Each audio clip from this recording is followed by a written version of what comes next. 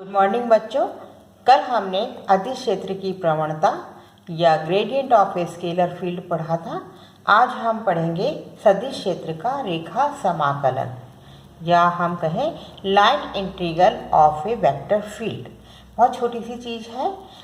इसकी इम्पोर्टेंस बाकी दूसरे चीज़ें टॉपिक पढ़ने में या दूसरे डेरिवेशंस निकालने में ज़्यादा है। इट्सेल्फ इस पर कोई बड़ा क्वेश्चन नहीं आता है, लेकिन जब हम दूसरे डेरिवेशन वगैरह करेंगे तब इसकी ज़रूरत हमें पड़ेगी।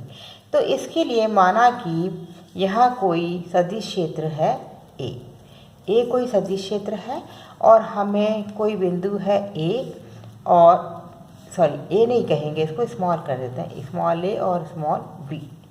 तो इस सदिश क्षेत्र ए के अंदर दो बिंदु हैं ए और बी।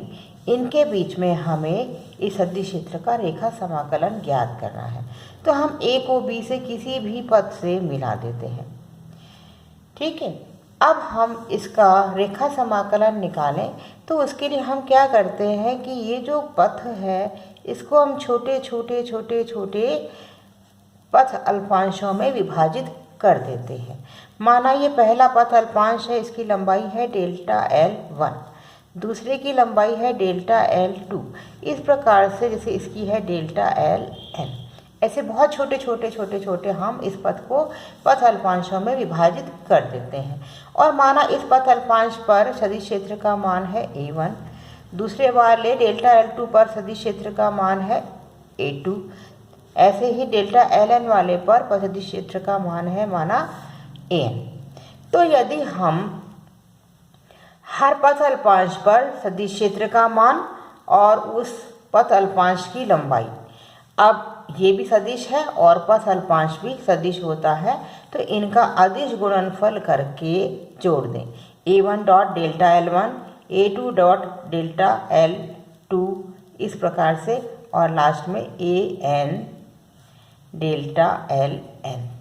इन सब का हम अदिश गुणनफल करके जोड़ दें तो इसको हम इस प्रकार से लिख सकते हैं सिग्मा AI डेल्टा LI, जहाँ I का मान 1 से N तक। तो ये जो पूरा हो जाएगा इसका योग, इसको हम कहते हैं A से B तक। इसको जोड़ दिया। अब यदि डेल्टा LI टेंस टू 0, यानी कि ये पथ अल्पांश हैं, ये बहुत ही छोटे छोटे हों, तो हम इस सिग्मा वाले साइन को जो 1 से n तक था, इसको हम समाकलन से विस्थापित कर सकते हैं और इस समाकलन की लिमिट लेंगे हम a से b तक। तो हम लिखेंगे कि limit delta LI tends to 0 sigma I is equal to 1 to n AI delta LI is equal to integral A to B A dot delta L। तो ये जो है इंटीग्रल A से B तक A डॉट डेल्टा L, ये सदिश क्षेत्र A का पथ AB के अनुदिश रेखा समाकलन कहलाता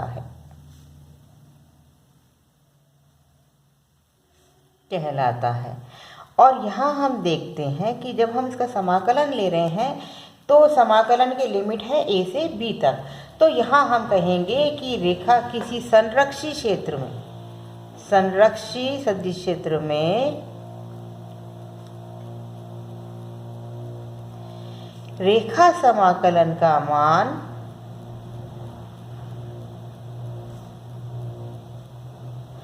पथ पर निर्भर नहीं करता है। पथ पर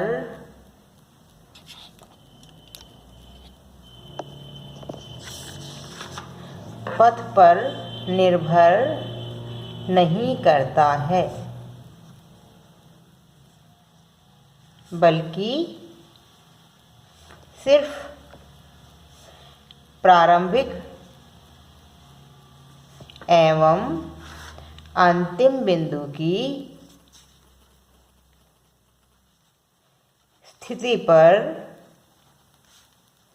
निर्भर करता है। तो यदि कोई सदिश क्षेत्र हो तो संरक्षी हो